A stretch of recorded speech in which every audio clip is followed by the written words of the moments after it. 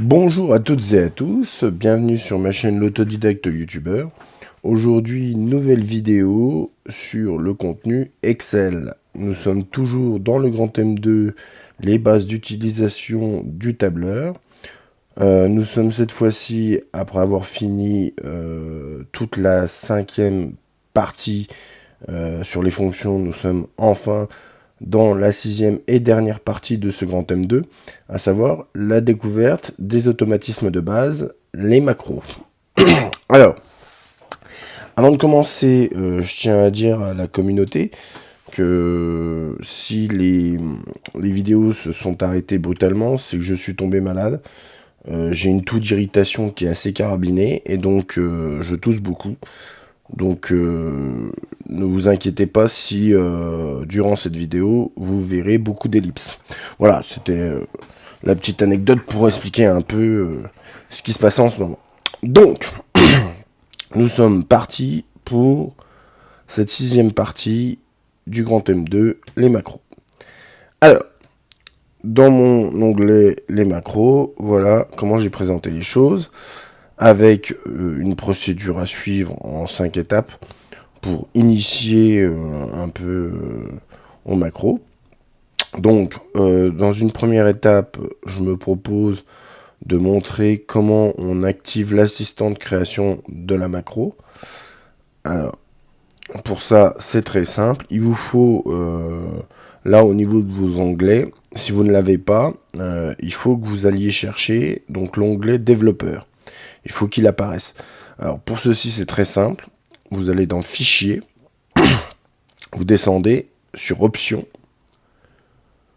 Une fois que l'assistant des options Excel s'affiche, vous allez dans Personnaliser le ruban. Et dans Personnaliser le ruban, votre liste déroulante là à droite, vous allez chercher l'onglet Développeur. Alors là, moi j'en ai fait un personnalisé, mais sinon vous en avez un prêt à l'emploi. Vous pouvez le personnaliser, mais il y en a un prêt à l'emploi par exemple. Donc moi, je vais cocher l'onglet développeur personnalisé. Après, vous tapez sur OK, vous cliquez sur OK. Et là, dans vos onglets au-dessus, vous avez l'onglet développeur. Donc vous cliquez dessus. Voilà. Et là, à gauche, il vous affiche à côté de Visual Basic, qui est un outil de codage pour les macros. Et vous avez les macros avec enregistrer une macro et tout ce qui s'ensuit. Voilà. Donc voilà pour cette première étape qui est assez rapide. Comment activer l'assistant de création de macros. Si vous ne l'avez pas, vous ne pourrez pas créer de macros. Alors, dans une deuxième étape, on va s'intéresser à ce qu'est une macro. Qu'est-ce que c'est? Alors, une macro, c'est quoi? C'est un outil qui est intégré à Microsoft Office. Donc, vous pouvez le retrouver sur Word. Bon, là, on est sur Excel. Qui va permettre d'automatiser des tâches. Voilà. Alors, quel type de tâches? Tout type de tâches qui sont assez répétitives. Ça peut aller de la petite tâche à la grosse tâche à accomplir et de façon assez répétée. Donc l'avantage des macros, c'est que vous allez pouvoir enregistrer une partie de votre travail et après vous allez pouvoir l'exécuter automatiquement. Donc plutôt que de refaire inlassablement les choses, vous allez pouvoir les automatiser et gagner un maximum de temps. Alors, exemple de macro. Alors, qu'est-ce qu'on peut faire? Dans un premier temps, moi j'aime bien utiliser les macros surtout pour l'enregistrement des entrées dans une base de données. Alors, je vous montre l'exemple. Admettons que vous ayez une base de données avec un nom, un prénom et, admettons, l'âge. Voilà. Donc, cette base de données, vous allez la mettre sous forme de tableau. Donc, CTRL L. Mon tableau comporte des en-têtes. Vous le cochez. OK. Là, vous faites CTRL Maj L pour supprimer les filtres. On va le mettre en noir. Voilà. Vous allez le dupliquer. Vous faites CTRL C. Vous le dupliquez plus loin. Voilà. Vous faites CTRL V. Donc, création de tableau, on va le mettre en bleu. Voilà. Donc, une fois que vous avez créé vos tableaux, donc le premier va servir un peu de formulaire et le deuxième va représenter ma base de données. Alors, je m'explique. À ce moment-là, donc, vous vous mettez dans la première cellule de votre premier tableau. Vous allez dans l'onglet développeur. Vous allez sur enregistrer une macro. Il vous ouvre l'assistant, donc enregistrer une macro. Donc vous pouvez donner un nom à votre macro. Y ajouter un raccourci. Alors, comme le raccourci, c'est CTRL plus quelque chose. On a vu précédemment, au début que j'ai fait mes vidéos Excel, les raccourcis clavier. Et sachant que quasiment toutes les touches raccourcis clavier avec la touche CTRL sont utilisées, moi je le conseille pas, hein, la touche de raccourci. Bon, après chacun fait comme il veut, vous pouvez le faire, mais moi je conseille pas. Après chacun fait comme il veut. Donc ensuite, enregistrer la macro dans, donc vous avez plusieurs choix. Vous avez ce classeur, vous avez donc un nouveau classeur ou classeur de macro personnel. Moi personnellement je reste sur ce classeur. Nouveau classeur, il va vous ouvrir dans un autre classeur l'enregistreur de macros et puis vous enregistrez les macros dans le nouveau classeur. Et donc classeur de macros personnel, c'est un classeur spécifique où va être répertorié toutes vos macros. Donc moi personnellement je reste sur ce classeur, puisque c'est sur ce classeur que je travaille. Ok. En nom, donc là, je vais mettre alors, on va mettre quoi? Nouvelle.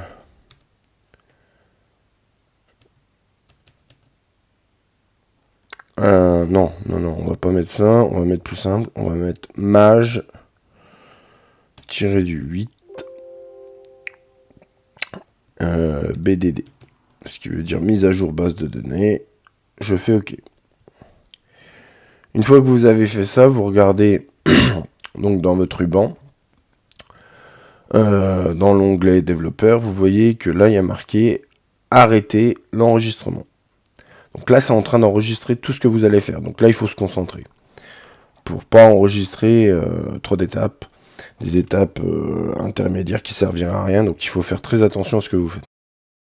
Donc vous mettez un nom à votre macro, donc maj du 8 BDD pour mise à jour base de données. OK. La macro maj BDD existe déjà, voulez-vous la remplacer? Donc moi je mets oui. Donc je vais sélectionner ma première ligne de mon deuxième tableau. CTRL maj plus. Il m'insère donc une ligne. Ensuite, je vais sélectionner ma ligne dans mon premier tableau. Je fais CTRL C. Voilà. Je viens me mettre sur ma première ligne de mon deuxième tableau. Je fais CTRL V. J'échappe. Je vais dans l'onglet Données. Sur l'icône trier, je clique dessus. Et donc, je vais trier comment? Par nom. S'il y a plusieurs fois... non, par nom. Voilà, pour trier par ordre alphabétique. Si toutefois, il y a plusieurs fois le même nom, je vais trier cette fois-ci par prénom. Par ordre alphabétique. Et si j'ai affaire à des homonymes, je vais trier par âge. Donc pareil, du plus petit au plus grand. Je fais OK. Ensuite, dans mon premier tableau, je viens sélectionner ma ligne, je supprime les données, je clique simplement sur la cellule nom de mon premier tableau, je vais dans développeur, j'arrête la macro, l'enregistrement de macro. Donc, maintenant, si je renseigne une nouvelle ligne,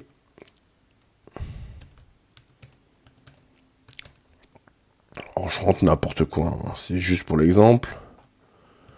Voilà. Que je vais donc dans l'onglet développeur sur l'icône macro, que je clique dessus, je vais chercher dans la liste déroulante Maj BDD et je fais exécuter. Et vous voyez que ça marche très bien. Il m'a à la fois créé une nouvelle ligne et il m'a enregistré ma nouvelle entrée qui m'a trié. Hein, donc on a 2 fois le même nom.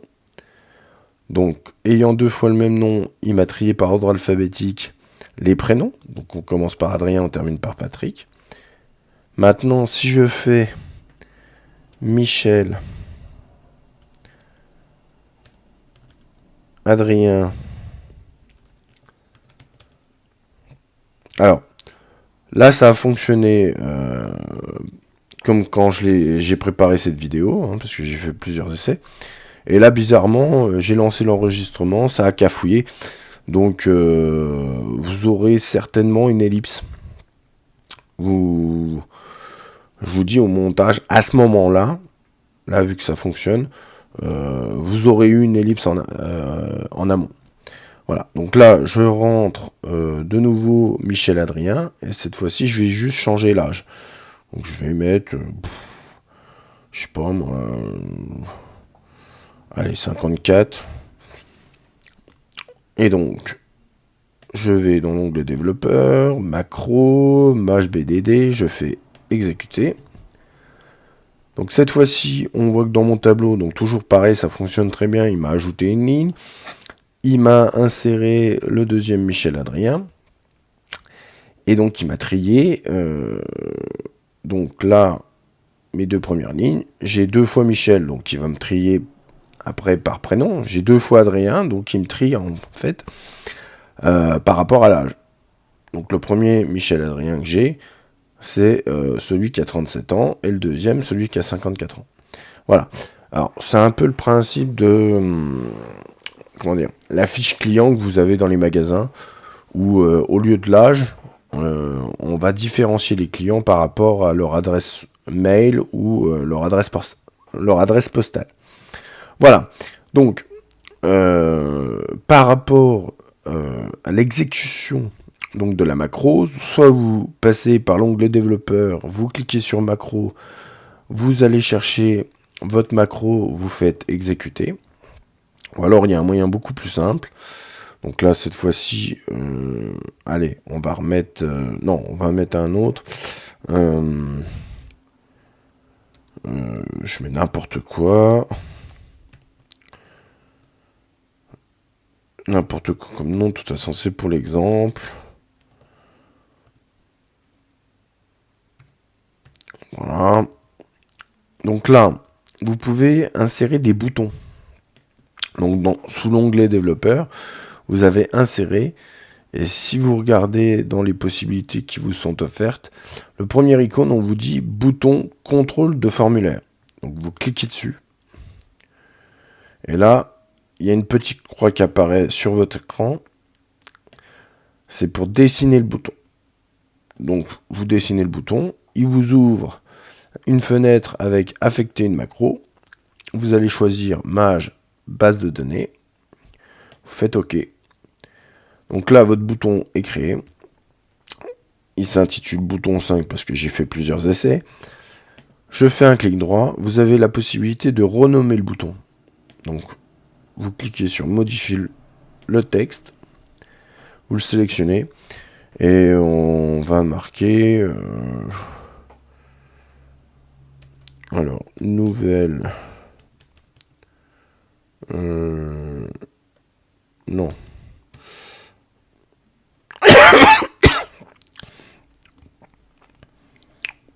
Si. Nouvelle identité.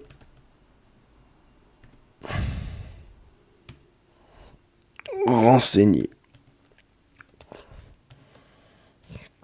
Voilà. Donc là, vous avez votre bouton. Donc, j'ai rentré de nouveaux éléments.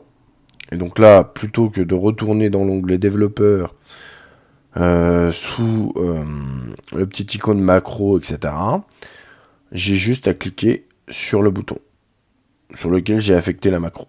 Donc je clique dessus et on voit très bien que ça marche. Donc il m'a rajouté une ligne. Pardon. Pardon, excusez-moi. Il m'a ajouté une ligne. Il m'a enregistré la nouvelle identité que j'ai renseignée. Et il m'a vidé, il m'a supprimé et il m'a remis à zéro mon formulaire de saisie. Voilà.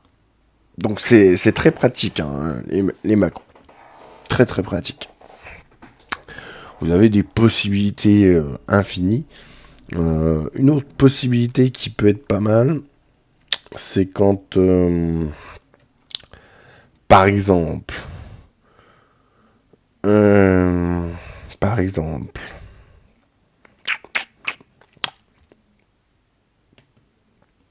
vous avez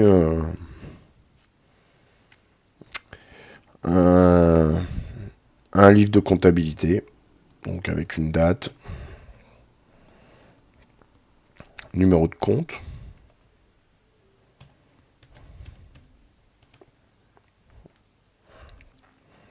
le libellé,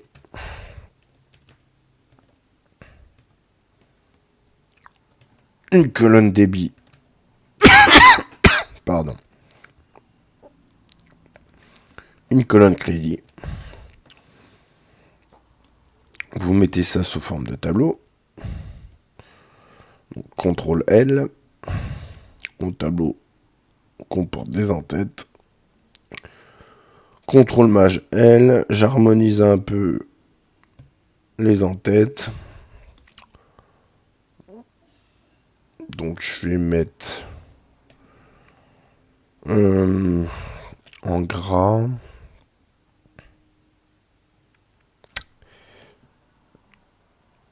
Je mets la police d'écriture en blanc. Et je centre tout ça. Pardon. Pardon. Et je centre tout ça. Ok. Donc, ensuite.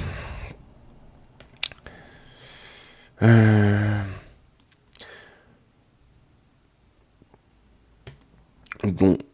Non. Voilà. Toutes mes lignes de date, je les veux au format date courte.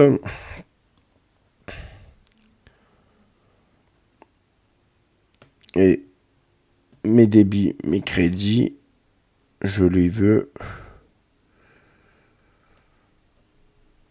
au format monétaire. Ok.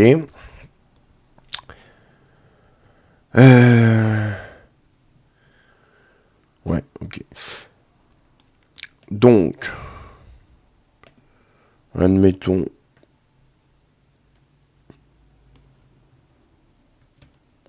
aujourd'hui, voilà, j'ai reçu la facture d'électricité, par exemple. Donc, il faut enregistrer la facture. Donc là, les comptables comprendront. Donc, c'est un compte fournisseur, 401. Bon, je tape EDF.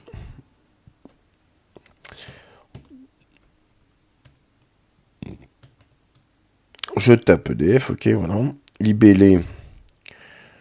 Comme il s'agit de prélèvement automatique mensuel, je vais marquer M1.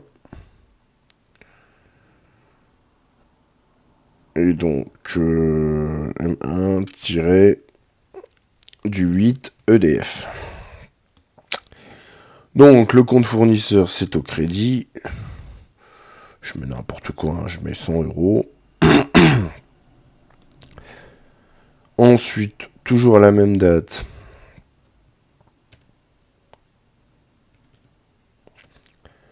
Attendez.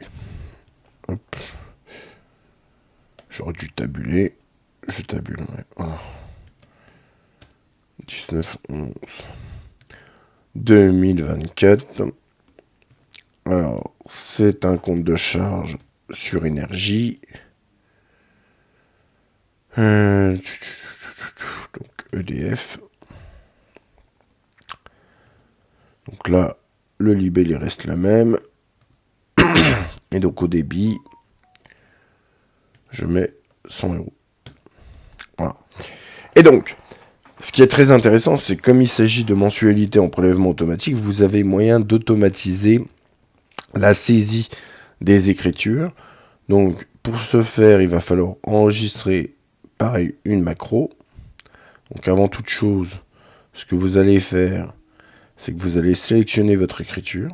Donc, numéro de compte, libellé, débit, crédit. Vous faites copier.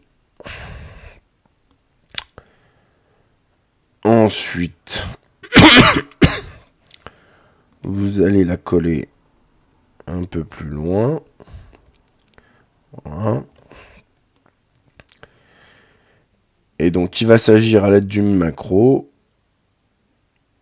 Quand vous en aurez besoin, il va falloir automatiser cette écriture. C'est-à-dire qu'au moyen d'une macro, tout va se faire automatiquement. Alors, je vous montre ça. Donc, onglet développeur, enregistrer une macro. On va appeler ça mensualité EDF. Je clique dessus. Je me mets sur ma première cellule de ma première ligne. Je fais CTRL plus. Je le fais 2 fois. Pourquoi ? Parce que ma ligne d'écriture comporte 2 lignes. Donc j'insère 2 lignes. Ensuite, je vais chercher mon exemple d'écriture. Je le sélectionne. Je fais copier. Je me mets sur la première ligne, numéro de compte. CTRL V. Voilà. J'échappe. Et vous arrêtez la macro.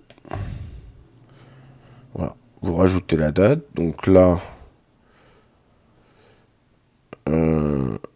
on va se mettre un mois en avant. J'aurais dû... ouais. Je vais vous remontrer ça après avec une autre macro. J'ai pas fait le tri. Ouais, donc là, on va se mettre un mois avant. Donc 19/10/2024. 19/10/2024. Voilà. Ici, je vais vite fait dans l'accueil.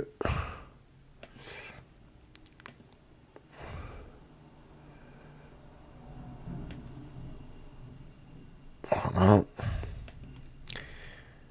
Et donc, si je veux la réexécuter, donc je vais dans développeur, je vous montre juste, après je vous la refais mieux. Donc vous allez dans développeur, macro, mensualité EDF, vous faites exécuter, et ça marche très bien. Vous voyez, vous n'avez plus qu'à cliquer, et ça va vous l'enregistrer automatiquement. Donc là c'est pareil, on se met sur... Non. Le 19/9/2024. 19/9/2024. Alors, je vous la refais, mais en mieux. Donc, enregistre une macro. Mensualité EDF. Alors, la macro mensualité EDF existe déjà. Voulez-vous la remplacer ? Oui. Alors. je vais me mettre sur ma première ligne de mon tableau de saisie. Je fais CTRL Maj plus 2 fois, puisque ma ligne d'écriture comporte 2 lignes, comme je l'ai dit. Je fais ensuite ma sélection. Je copie. Je viens me mettre sur ma première ligne de compte. Je fais CTRL V. Ici, donc, je rentre la date. Donc, ma prochaine date, ça va être...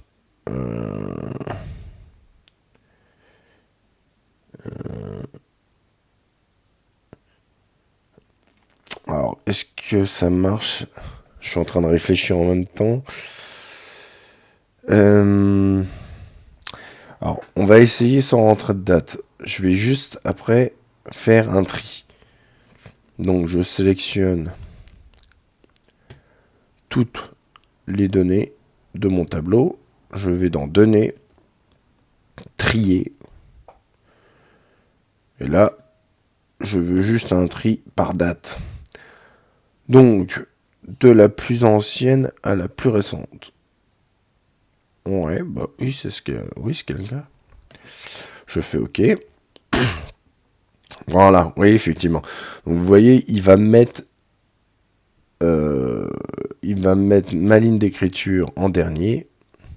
Donc là, je viens arrêter la macro. Et je vais manuellement mettre donc 19/12 2024. 19/12 2024. Là, ça serait bien qu'ils comprennent que je veux une écriture noire et rien d'autre.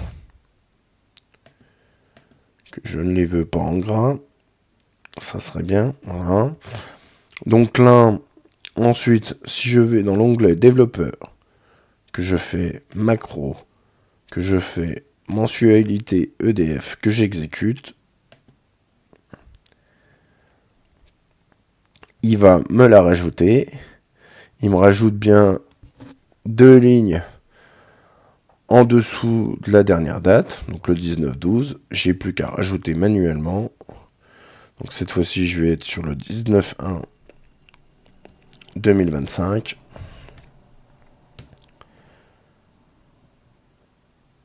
Hein. Ouais. Donc copier, coller, hein, on va pas se prendre la tête. Voilà. Et donc ça fonctionne très bien. Ça fonctionne très bien. Donc là pareil, hein, plutôt que de passer par l'onglet développeur, l'icône macro, vous faites développeur, insérer un bouton. Vous dessinez votre bouton. Vous affectez la macro mensualité EDF. Voilà. Vous faites un clic droit. Modifier le texte. Vous appelez ça nouvelle mensualité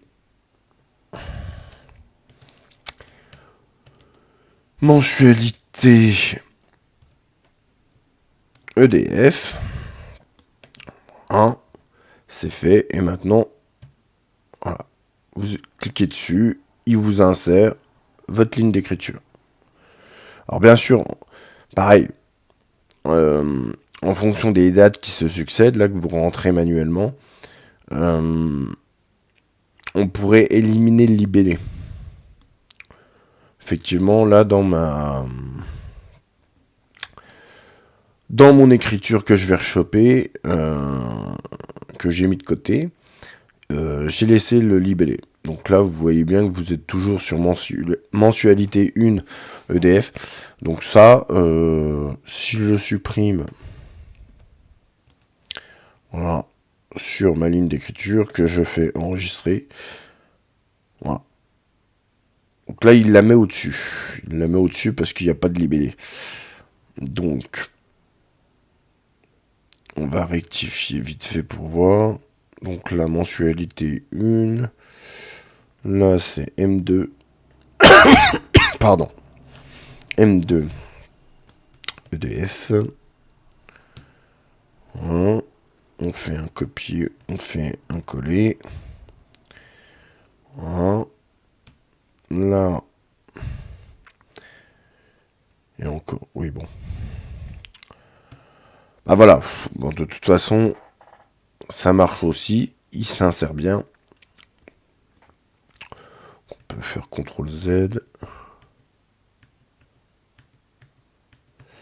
Non, il veut pas. Il veut pas. Bon, c'est pas grave. Mais ça fonctionne bien. Vous voyez que il m'insère bien les écritures. Voilà.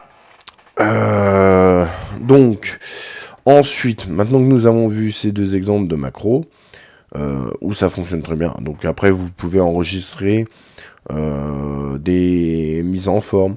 Vous pouvez enregistrer des mises au format sur certaines cellules, etc. Vous avez vraiment une multitude de choix possibles avec les macros. Et ça vous permet de gagner du temps.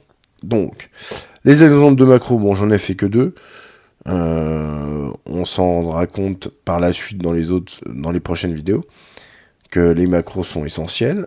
Voilà. Ensuite, donc étape 4, comment protéger une macro? Alors, protéger une macro, vous avez sous l'onglet développeur un premier niveau de protection. Vous allez cliquer sur sécurité des macros.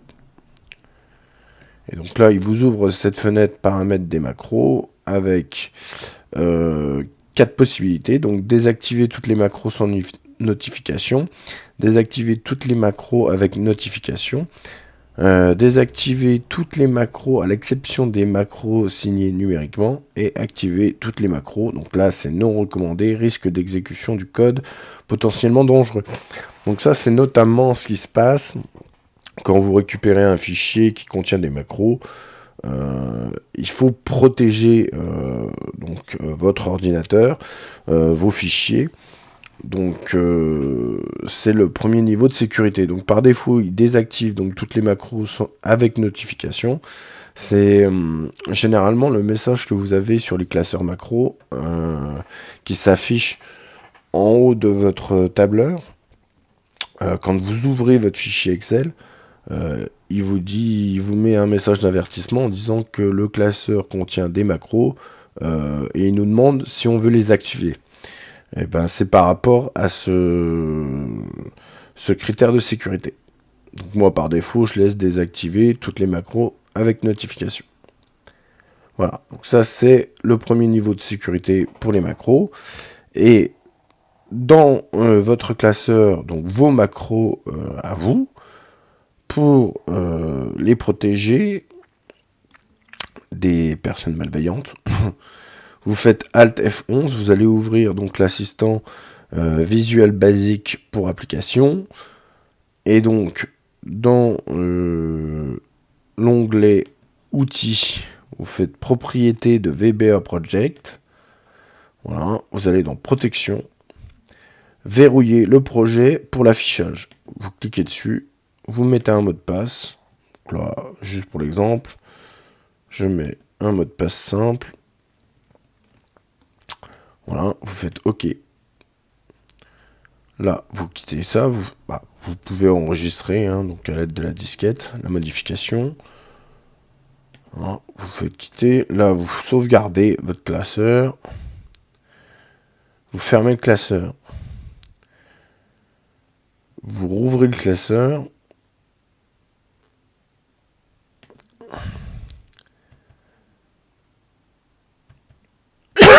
Pardon.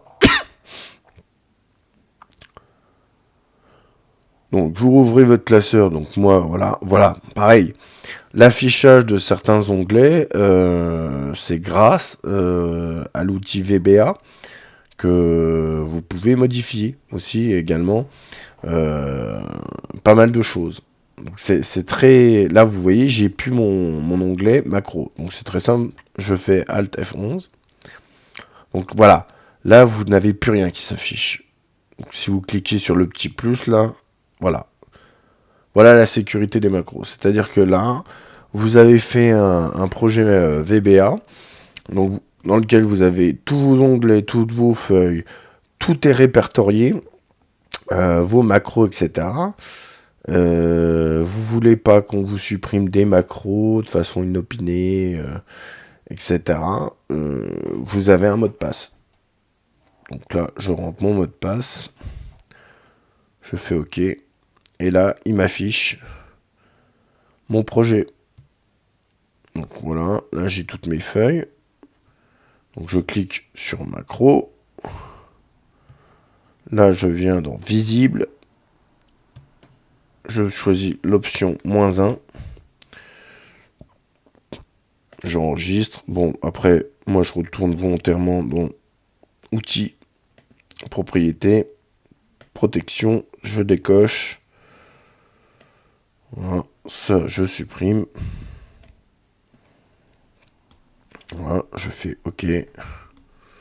J'enregistre. Et je quitte l'assistant VBA.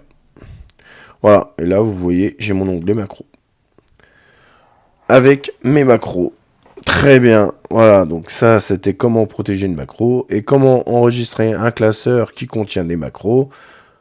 Alors une fois que vous avez votre onglet développeur, que vous avez fait vos macros, pour pouvoir réexécuter les macros la fois suivante quand vous rouvrez votre classeur, donc vous faites fichier, enregistrer sous, hein, la première fois que vous enregistrez, donc parcourir, et donc là, l'onglet enregistrer sous, dans type de classeur, vous allez choisir l'option classeur Excel prenant en charge les macros.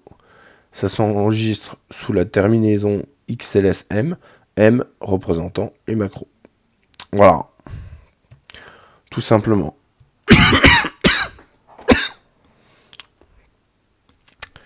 Tout simplement.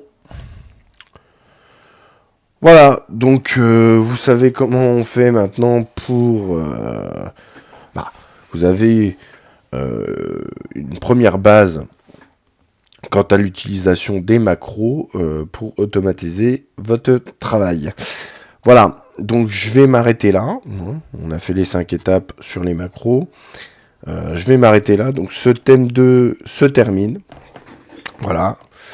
Avec les macros. Donc la prochaine fois, je vais mettre en place un projet. Alors pourquoi pas, j'avais dans l'idée de faire une sorte de logiciel comptable, mais uniquement sur Excel. Donc vous voyez, rien qu'avec l'aide des macros, là, vous comprenez où je veux en venir. C'est-à-dire que là, par exemple, mon deuxième exemple de macro, c'est pour des écritures comptables. Donc voilà, je voulais partir là-dessus, étape par étape.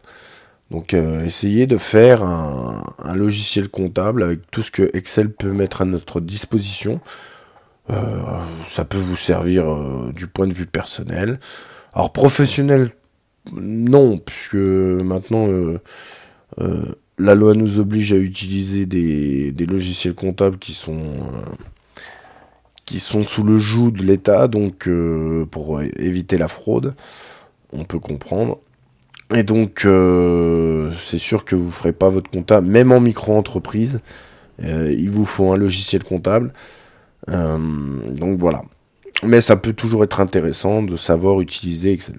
Donc j'avais dans l'idée de faire une sorte de logiciel. Ça peut vous servir du point de vue personnel, à la fois pour l'utilisation d'Excel, l'apprentissage de l'utilisation d'Excel, et puis dans votre vie de tous les jours. Voilà.